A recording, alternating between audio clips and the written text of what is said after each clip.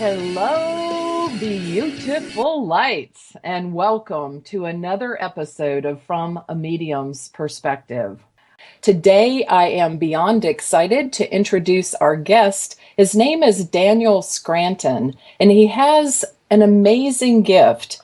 He is a channeler, and for those of you that don't really know what a channel is, or you've heard the word and you're not really exactly sure, we'll have him fill that out. But in general, it is providing a conduit for messages from beings that are of a high vibration. And there's a difference between channeling and possession. Channeling is, I made you laugh, didn't I? I told you. Channeling is a discipline of allowing an energy that has a positive message to speak through you. It's a high vibrational contact, and it's according to the will of the person allowing the messages through them, the medium allowing the messages through them. Possession is a hostile takeover, usually addressed towards someone that has very poor psychic boundaries, maybe on heavy medication, maybe self-medicating, may have mental issues that they're dealing with and have not learned how to protect themselves and have succumb to a negative vibration. Channeling is entirely different than that. Daniel is a professional channeler. He has verbally channeled for the creators since 2010. He also channels many other collectives, including Archangels Michael and Gabriel. I love them. The Hathors, the Pleiadian High Council of Seven, Ophelia the Fairy, the Zetas, the founders, and many more. He also teaches channeling, and he has a lot of students that go on to work as professional channelers. So obviously he's an excellent instructor. He's been teaching at the Intuitive Sound Healing Academy. That's a topic that really interests me too. And a course on how to thrive on a raw food diet. Ooh, high five on that, Daniel, because I just took on a vegan course, well, sort of a plant-based way of eating. He also teaches a course on how to turn your spiritual calling into a business. Daniel has also taught breath work and meditation, and he lives on an organic farm in Maui, and yes, that's Hawaii, and enjoys attending spiritual gatherings and has participated in ecstatic dance and loves to walk in nature and on the beach. So welcome, Daniel Scranton. So happy to have you with us. I'm so happy to be here. You had to laugh over my I sometimes feel like I need to do disclaimers to people when they're experiencing my channeling for the first time, because my body moves a lot. And, that could look like possession to some people. That could look very strange. Luckily, I don't run across people who get scared and run out of the room. Right. They're not lining up if they're afraid, right? I want to ask you, people go into different levels of altered states to bring through messages from spirit. I know just in doing readings for my clients when I'm bringing through a loved one or something, my speech patterns and mannerisms and sometimes phraseology or attitude shifts to that of the person that I'm bringing through, because I kind of think of us as clouds of energy, and when we get next to the energy of another being, we naturally mimic and charade some of their things. But I also know that some people do channel. When I was at Arthur Findlay in England, they called it dead trance, which is kind of a scary term, but it just means that you're allowing your mind, your conscious mind, to go somewhere else and allow those messages to come through. And then there's that continuum of letting go of your own consciousness and allowing more and more of the other consciousness. And of course, that's a very trust-based relationship between you and your guides and the entities that you've agreed to allow that way. Where would you put yourself on that spectrum? Do you have a transition period as you move into channeling? Yes, I do. A lot of people, when they see me go into the channeling state, they think, oh, he's making these tones and these sounds to get himself in it. But it's not really that, because as soon as I'm making the tones and sounds, I'm already in the state. They're all channeled sounds. So yeah. I've heard one that you did with Kuan Yin. To me, it reminded me of the tone that, when the old TVs went off the air at the night, kind of thing.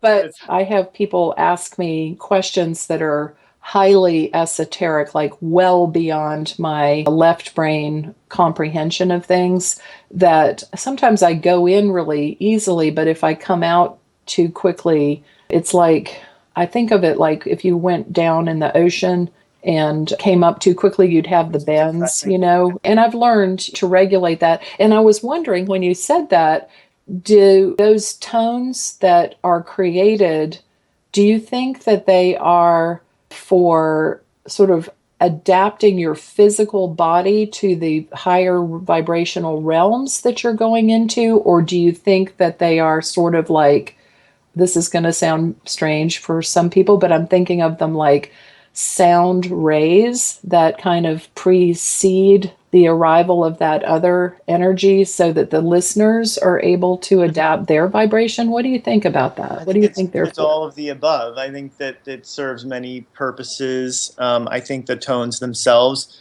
have healing properties. So there's a lot of overtones in the tones I make, and overtones will work on a person on a multi-dimensional level. So to me, it created almost like a sacred anticipation of the voice coming through. A lot of people know about Abraham and Esther Hicks, but Esther doesn't go around calling herself a medium, nor does she call herself a channeler per se. Right. It's just sort of, she just goes on stage and just starts talking, and people assume, oh yeah, that's Abraham. And it is that direct. I was just thinking how amazing it is, but how wide our abilities are as spiritual beings in a human body. How would you say that being gifted, particularly gifted in this arena of channeling messages and different energies, how has that changed how you see the world? What perspective has that given you on life, being able to have these encounters? Well, it's a lot more interesting than I originally thought it was. Right. Life, that is. There's a lot more to be gained from going within than perhaps we're ever taught as children growing up, or even as young adults. The universe that we live in is vast and incredibly interesting and complex, and and if you're bored with planet Earth right now and what's available, just get ready, because we're opening ourselves up to so much more. And it all starts with going within. As soon as you start to decide you're going to go within more, and for me, the decision was kind of made for me. Right. Because I just developed like a great deal of tiredness in my early 20s, which led to me meditating before I even knew what meditation was, or that I was meditating. I just couldn't take naps. And so if I laid down and counted my breath to see, because I wanted to see how long I could stay down for and keep my eyes closed. So I would just count my breath for a certain number of breaths and then get up and feel great. Mm-hmm. And I didn't even know that was meditation, but I needed to do that. And I still continue to need to meditate. Part of my journey was something that wasn't even chosen. It was kind of like, oh, so if this is my life, how it is, then I have really no choice but to go within. Yeah. And of course, at a high soul level, that is what you chose, because like you said, it adds so much fascination. And I think about Edgar Casey, the classic old time channeler that would go into AKA dead trance, and he would diagnose and prescribe people's ailments and talk about things that were absolutely contrary to his personal beliefs. And I know, I've had some encounters in readings where I'm like, oh God, it's a star person, which is not something that, I just wasn't comfortable with. And, Yeah. were you just naturally open-minded, and had you already had a sense of all these beautiful energies that you've encountered, or how did that happen? Did it sort of open and awaken in you? How did that work? Okay, so yeah, I'll just launch into my whole story of how it started for me. I was going to Abraham workshops. Oh, I had spoken with Bashar in a private session as well. I had read a ton of Seth books, probably like half of the Seth books that had been published at that time. So I was way into channeling. you were very drawn to it. Oh yeah, I Yeah. loved it. I loved everything channeled, and there wasn't. I mean, this was just I just got into it 11 years ago, and 11 years ago there was way less channel material out there than there is now. I mean, this is before YouTube. Right, So right. I was going to a ton of Abraham workshops, and eventually recognized that I was really not enjoying them as much as I could because I wasn't going within during the workshop. I was more focused on, how can I get in the hot seat and ask, questions? And I eventually realized I would get more out of them if I would go within. At one of their workshops, I actually started dry heaving, which, if you don't know what that means, it's like when you're about to throw up and you make that heave in your body. I would do that occasionally in meditation, and I did it at one of their workshops, and I stopped myself because I thought this is going to be a distraction to other people. If I barf right here. Yeah. I never throw up, but yeah. No, I understand that. And I don't mean to interrupt, but I want to insert the first time that I sat in circles where people were channeling, I did feel like I was going to throw up. And I understand that now to be I don't know whether you consider it an ectoplasmic pull or whether it's that vibrational. Well, how would you, because I don't have that problem now, No, I sometimes will still get something like that, but it's like, if I'm working on myself or someone else is working on me energetically, that I'll do that. At the time, I understood it to mean something wants to come out of me. And yes. Something wants to come. And I had a few other clues about that. Like I would do Reiki on people, and my arms and hands would move by themselves. Like I would just watch them as they would move, and it wasn't anything that I was controlling. I wasn't meaning to do these things, and they were happening. Yeah, and then when spontaneously. my lips started to move during Reiki, I was like, oh, channeling. That was the first clue that I got. And then the dry heaves. And then I asked Abraham about it the next day at the workshop. And the next day I got called on. Again, my arm raised itself. Yes, I understand how that happens. I do. It was really funny. And then they called on me, and I asked about it, and they said, yeah, you got to work through that resistance because this is something that's definitely happening to you. And yes. So I stuck with it, and that's one thing I would say to anyone who wants to do what I do, is that the thing that I have in my life, which allows me to eat a disciplined diet with like raw food, and not only raw, but all organic, is in certain areas of my life, I've always had the discipline to stick to certain things. Other things I have to like force myself to do, but I stuck with it for, these past 5.5 years. And it's definitely been the difference for me, is that I just kept doing it day after day after day. And I'm still not the channel that I'll be 5 years from now. And I'm happy to see where it all goes, because it's definitely a process, and it's I want to tell another story that fits into that whole, because you asked about the other beings, the ETs, and there was a guy that I knew. He's Abraham's cameraman right now. He's their main camera guy. And he and I used to hang out at the workshops, and he would talk about extraterrestrials a lot. And because I was such a hardcore Abrahammer, and Abraham wasn't really that into talking about ETs. I just thought, well, they don't really matter. Like, so what? They're out there, but who cares? Right, right. And so I was sleeping one night in March of 2010, and it was a very short, very vivid dream where I looked at this guy. His name's Peter. I looked at him in the dream and I said, I understand now about the other beings. And that was it. That was a whole dream. We were like standing in a deserty area, and there was like a sign off in the distance and couldn't really tell what was on the sign. And then I woke up from that dream. So everything that I'm going to say now is happening in waking reality. Like I'm fully awake in my bed, and I'm getting scanned from head to toe with completely orgasmic energy. It's like lifting me off of the bed. It's so intense and so ecstatic. It was the most amazing experience of my life. And I started to ask for more as this was happening. At first, I was just in shock. And then I started asking for more. And then I thought to myself, I wonder what this has to do with that dream. And then I thought, I wonder what this has to do with aliens. And as soon as I thought the word aliens, I got a huge surge of this energy through me. So then I just started saying aliens, aliens. Yes. Just to get more and more. And then I started talking to them. And if the answer was yes, I would get a surge of energy. If it was no, I would get nothing.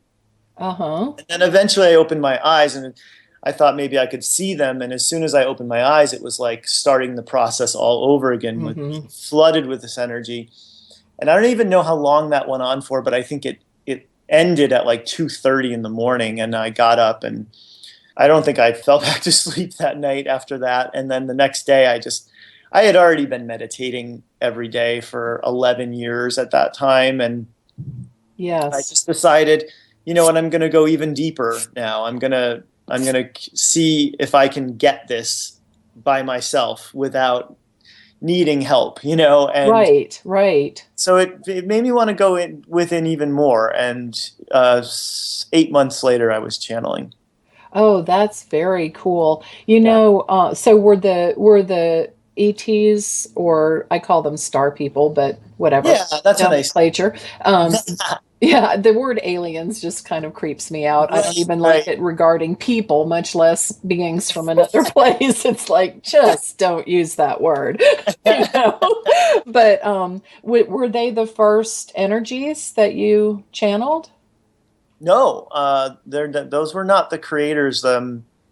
Those, I believe, were the Zetas. Now, that when I read the word Zetas in your introduction, I wondered about that, if that were the. I believe I was abducted as a child. I have like a vague recollection of it, but not like, I don't have strong memories. But from what I've been told about it from other channels that I've gone to, it definitely happened. And it was actually a pleasant experience for me. And so I actually have a much nicer relationship to the Zetas than perhaps some people do, because, you know, the Zetas, like everybody else in the universe, are evolving, and they're becoming more in touch with their emotions because of us. And they're kinder, gentler Zetas than they were back in the day when they just needed our DNA. Yeah. I want to go back a little bit to this sort of ecstatic experience that you had.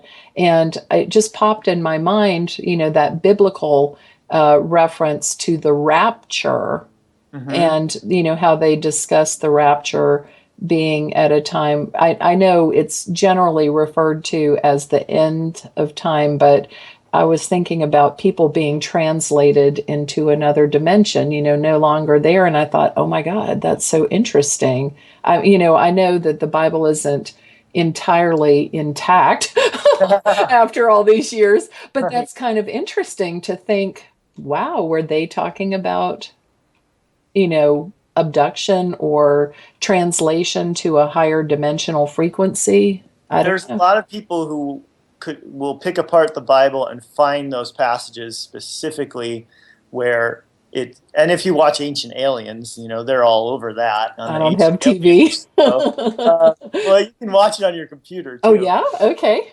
They'll talk about the passages in the Bible that are clearly referencing ETs. Oh, interesting. Yeah, no, I hadn't heard it. I just was thinking it.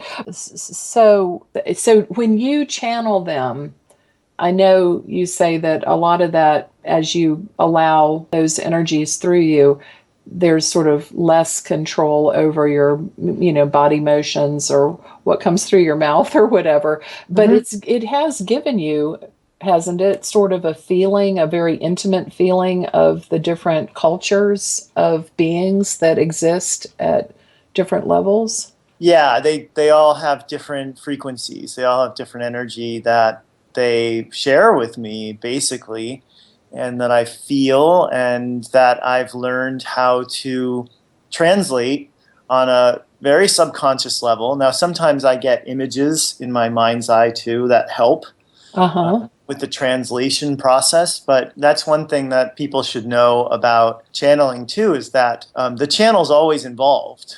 No matter how deeply entranced they are, the channel is a part of the process. They're not just a sock puppet that's Right. used. We have to learn to do this. That's why It's a I'm saying, discipline. It yeah, is a it takes discipline. time and years of practice to get better at it. I've heard Abraham tell the story that Esther used to ask early on, "Hey, how am I doing? How am I doing with like the translation part of this?" And Abraham would always say, "You're doing great. You're doing fantastic," fully knowing that she would also get better at it. Yes, yes. I was thinking when you said that you know that you'll get better, that doesn't mean that you have not hit a tremendous level of proficiency. It just means that it's unlimited. And it's so Yeah. amazing that it's that way. That's what I channeled last night from the Pleiadian High Council, is that, the expansion will never end. The expansion of who we know ourselves to be, because we're source, but we're knowing ourselves as these people Yes. are undergoing an experience of expansion. And as we expand, source expands too.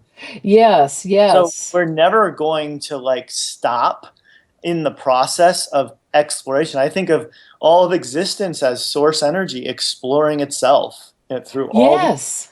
different perspectives. And it's fun. It's like the only game in town. Yeah, it's really, really, really cool. I know you can't really pick a favorite, so let me say, what is the easiest energy for you to channel? Creators are the ones that have been with me for the longest. So I like to go to the creators when I feel like I'm going to be channeling for the first time for a group, or they're my go-to guys. But I really have found that the Pleiadian High Council is coming through in a very similar way to the creators. So it's and they're the new guys on the block too. So that's always the most fun to channel, is whoever's new, because it's like I'm getting to know them and their energy, and always wanting to explore new perspectives and new beings and new energy. So Well, if you were to use a few descriptive words to talk about the presence of the Pleiadians, how would you describe them and maybe I contrast that to the Zetas or something? okay. The Pleiadians are really fun to me. They've got like a really playful kind of quality to the communication, where they'll use phrasing that Archangel Michael would probably not use. Mhm. uh, they're a very strong presence. Me, as you're listening to me talk, I'm not the most forceful guy in the world. And I think when I channel beings like these Pleiadians, it's like my voice gets loud and deep and very confident. So they're very confident in what they have to say and what their perspective is, and they're also very loving. Mm-hmm. They're also very compassionate. The Zetas come through in almost like an androgynous type of tone. It's hard to say like that it's a male or a female energy. Very down to earth. They're physical beings, so they're very similar to us. They call themselves our brothers and sisters, and they're like relatives to us, and they have that grounded perspective of life and emotions and things that we all experience. I heard you. I haven't listened a lot. We were talking before the show about how when you're immersed in creation of whatever it is you're doing, you don't always get a chance to listen to other people. But I did hear you channel Kuan Yin, and she came through very feminine energy, Yeah. very sage, very almost hypnotically Mhm. interesting, like just an incredible energy. How would you describe Ophelia the fairy? Same. It's like the same type of energy as Kuan Yin, but a different perspective. Because Uh-huh. fairies take physical form, they're very close to us vibrationally. Mm-hmm. So she's fully fifth dimensional, fourth density being, and we are kind of like straddling the two worlds at this point and getting closer and closer. But so anyway, one of the things I've Oh, we're coming up on the oh, half good. hour. Hold that thought because Okay, I've got some more questions for you, and I know our sure. listeners do too. And we'll meet back at the other half of this bottom of the hour here. Okay. Now, back to our show, from a medium's perspective, with host, Reverend Tracey Lockwood. Welcome back. We're talking today with Channel Daniel Scranton, and you can find information about him if you want to check him out on the web while we continue our show at danielscranton.com. If you missed this or you tuned in a little late and you're like, oh my God, I can't believe I missed a channeler on there, tune into YouTube. Again, you can find Daniel Scranton at his website, and I'm sure he's on YouTube and other places. You can also find past episodes of this show on YouTube, youtube.com. Put in Medium Tracey Lockwood, put in From a Medium's Perspective. You'll find us. Or on my website, I list them all on the radio show, TV show page of my website at mediumtracylockwood.com.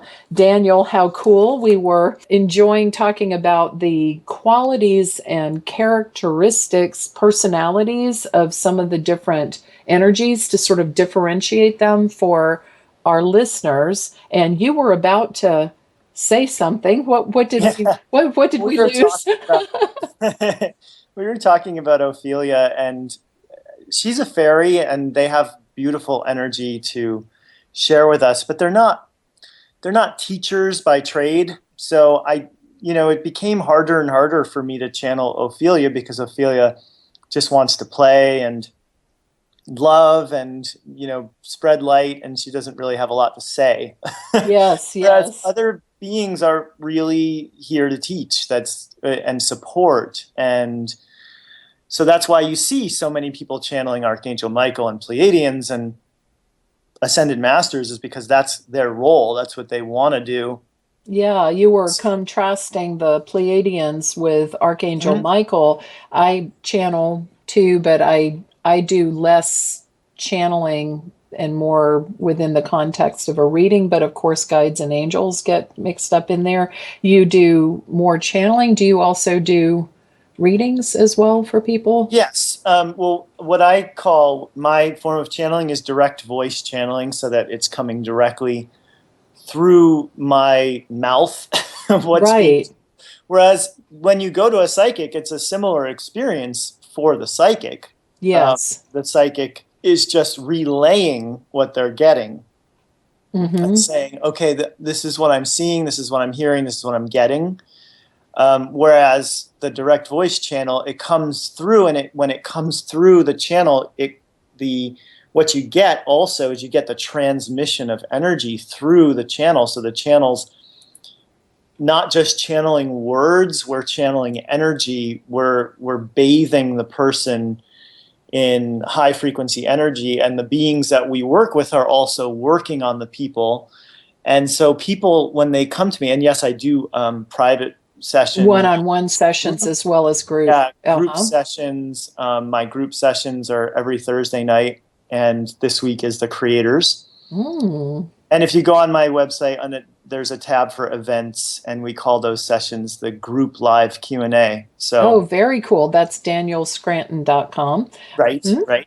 Sometimes I work with another channel who channels Archangel Gabriel. Her name is Shelley Young, and she and I will collaborate usually once a month and do a group session on a particular topic, and people can come to that and ask whatever question they want to ask. Yeah. Do you find when you work with groups that it is messages sort of intended to inform at large rather than like a personal message that you would give during a one-on-one? Oh, no, the group sessions very much, they all get to ask very personal questions in the group session. Okay.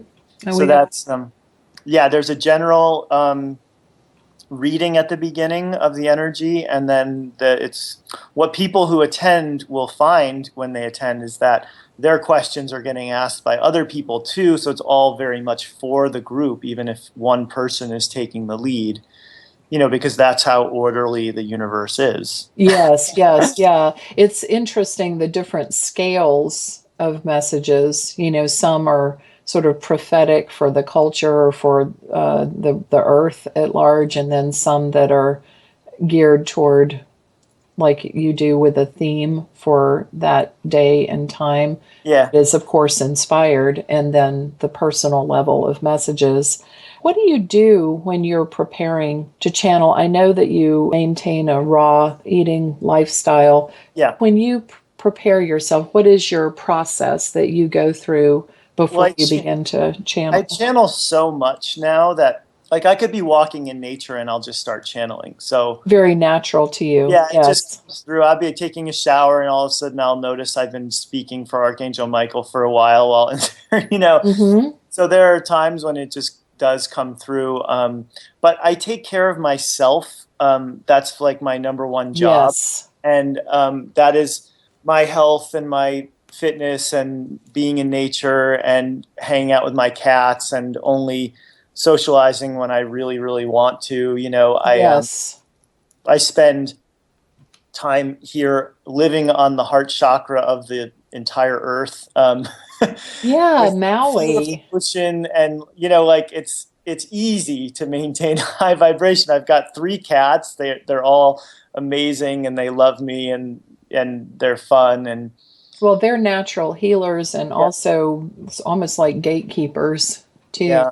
Protectors. Yeah, I find the more that I do this, I've been reading, I guess, since 2011, that it has become essential for me to, it isn't like you said, it isn't like you go through some giant ritual and this and that and, shake off stuff and clear stuff and do this and do that, although there's a minor amount of that I do.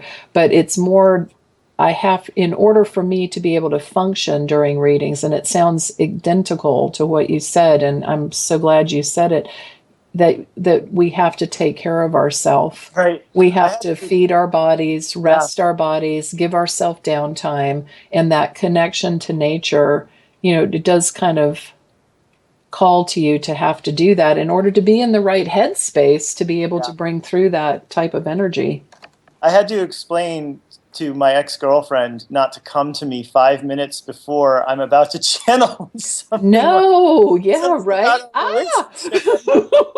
Can't do that. I need time to, I need at least 5 minutes to be, in my own space and to be able to raise my frequency to where it needs to be. So, and another ex of mine, she would come to my workshops and then ask questions about our relationship while I'm channeling too. Oh my God. My God. Very distracting. Yes. Yeah. To a session. Right. And that's that battle, because you have to, in order for you or I or anyone that's doing this type of work to function, we have to let go of our ego. We have to let go of our intellect. We have to let go of our preconceptions and step out. And it's a very fine resonance. It's a subtle energy that we enter into and discipline ourselves to stay in that energy. And it is very distracting. And I think people don't always get it, that when you ask a question that's left brain or provide too much information it's not that we're professionals. It's not like we're going to get thrown off track, right? But Right. it is distracting because it's not the level that we're receiving it isn't coming through our left brain, our analytical part of our brain. It's coming through our intuitive, subtle energy body, light body, however you want to think about that. Yeah, so there's two things that happen when the person is the client or whoever the questioner is in this scenario. There's a couple things that happen. One is that the person is drawing through the answer too. So everyone's creating their own reality. Mm-hmm. And so it really, the quality of the question, the depth of the question, the intensity, the desire behind the question, all of that is playing a role in then what comes through the channel. Mm-hmm. And what I've also found is that people get their own messages when I'm channeling for them. They're also receiving directly from within. Yes. So they're not just getting it from me and from the beings that I channel. They're actually receiving their own download. So they'll come out of the session and say something that they got, and I'll know it was not through me or my guides. It was Yes, but that's you creating that energetic environment for those messages to come through. I've had that happen. And we were talking before the show about how occasionally our clients end up channeling back to us in a section, which is, I'm not even sure they're aware that they're doing it, but I know when I hear a message from spirit where it comes from. You were mentioning also before the show that you're noticing this kind of trend toward the awakening. Awakening. Yeah. Tell us a little bit about that too. Well, people keep coming to me and telling me about I'm so impressed by what my clients experience, by what my students, because I teach channeling, what they're bringing through. It's amazing to see. Yes. My best friend right now is somewhere else on Maui telling me about his experiences with spaceships that he's seeing and downloads that he's getting and channeling that he's doing. And he and a client both came to me within 24 hours talking about the Guardians. I don't know who they are. I'm sorry. I actually heard Corey Good, who's been interviewed by David Wilcock for like the past year now on Gaim TV, talk about the Guardians. It's I don't know who they are. The Guardians could be Arcturian. I'm not exactly sure who they are. I know the Arcturians are around a lot, and I do know also that we're coming to a time where we don't really need guarding. We don't really need protection at this point from ourselves. Passed the test, this far. And so I think even the term the Guardians is maybe a little antiquated. I know there are beings that live underneath the surface of the earth, and they are human. They're just really ancient human beings that live under the surface of the earth, and they also, that's where Corey Good got the name the Guardians, is from them. So they have a very, very old relationship with these beings, and I think now is the time for us to be responsible for ourselves and stewards of the earth, and see these other beings as our equals, not as our protectors or we talk a lot about different dimensions or states of awareness, and also, like, I think of, you were talking earlier about each type of being has a particular vibration, and we can't see what we can't imagine, but it doesn't mean that it is not real when we tune into that particular frequency. It's sort of like that light spectrum, the part that we can see is very limited, but we all know the effect of microwave and ultraviolet radiation, even though we can't identify it exactly ourselves. And the same with sound. You're a sound healer also. It's sort of interesting to think like, the elementals holding the fabric of the world together, and these other beings being aware of our existence, some more aware than others. I kind of find it interesting that some of them might not see us, just like we might not see them, kind of thing. It's just very interesting. Yeah. When you started talking about the guardians, I was like, I wonder if they're physically there or that's like another dimension or, like I was just getting my mind Yeah, right, exactly. And then going. there are beings that can be physical if they want, Yes, but yes, don't have yes. to. Well, and then there are those that come to our sentient awareness spontaneously. Beings appear to people. It doesn't make them a medium or make them a channeler to see them. It's a spontaneous appearance where it's more on their end that they're pushing their self into our awareness. And then, the discipline that Yeah. we were talking about earlier is when we can reach into those different vibrational fields. Tension. Yeah, intent with intent. Yeah.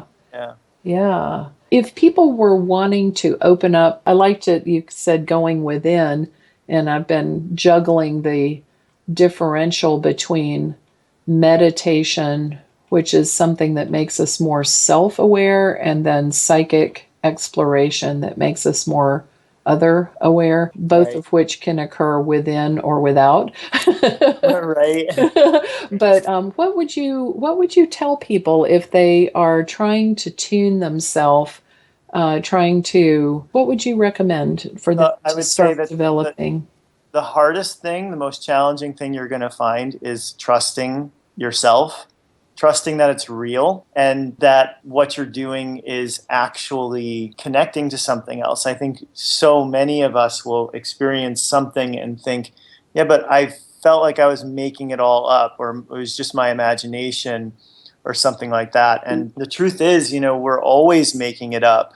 It's always a creation of ours. And that's the thing that I want to make sure people understand, is that the channel is part of the process, and that you're not just supposed to become an empty vessel for anybody or anything. You're supposed to collaborate. You're supposed to commingle and merge with energies and create something new, something that's grounded in the physical dimension so that it's relatable to other people's lives. Yes, yes, yes. Yeah, that translation sometimes is a challenge. People get images or feelings or symbols or words, and getting that into letting it flow Right. into something that's comprehensible and meaningful. Yeah, just relax if you're having those experiences. Don't strain yourself, don't try, just relax more into the experience. Let it happen. It's a process of allowing. It's not a process of making it all happen. Yeah, So, you were talking about self-doubt, like, well, yeah. that just can't be. It's so random. But I know you find, and I know I find sometimes that it is those random details that are the evidence. They are the proof of a genuine connection. Yeah, you'll get confirmation. That's the great thing too, is that you'll channel something or you'll see something, and then you'll get a confirmation of it from somewhere in the universe, and you'll be like, oh, okay, so that was real. Well, and I think our brain questions, like our left brain questions the experiences of I want to call it our right mind, because our mind is perceiving things that go beyond the perception of the physical world that we live in. Mm-hmm. And it won't necessarily compute, but you can tell also, like, how do you feel with that? Is it a positive energy or negative energy? Right. Does it resonate? That's the question. Does it resonate? That makes the most. Is Eckhart Tolle channeling? Who cares? At the end of the day, what Eckhart Tolle is doing is of great value to all of us, and the man embodies what he teaches, and so it doesn't matter. Right, right. And, Einstein was probably one of the most metaphysical people that ever walked the planet, but he was not all about this, But some of his sayings are quoted throughout the metaphysical community because his insight, matter is energy, energy is light. We are all beings of light. Whoa, like, Yeah. wow, you know? Mhm. What is next for you? Where are you? What's your current? I still have a little bit of planning to do for May and like putting new things out there for people. But everyone who goes to my website, you're going to, if you stay for at least like 45 seconds, you'll have a pop-up window come up in front of you, and there'll be a discount code that you can use if you want to book a session with me or learn to channel with me. It's 50% off for first timers. Oh, So that's a deep discount. Thank yeah, you. and then if you put your email address in too, you'll get a daily quote every day that'll come from my guides channeled, and that's free. Oh, So that's beautiful. I think, yeah, once you get on that mailing list, you'll be aware of everything that I'm going to be doing, because I'm not shy about offering the emails that say, hey, this is what I'm doing now, because I'm giving away free channeling every day too. So you'll get all Right. these emails, but 90% of them will be free content. So Oh, thank you so much. And Daniel, thank you so much. Thank you again for joining us. If you want to reach Daniel, his website is danielscranton.com. If you'd like to reach me, my website is mediumtracylockwood.com. We will see you next week for a view of life from a medium's perspective. And remember, it's never inappropriate to be kind.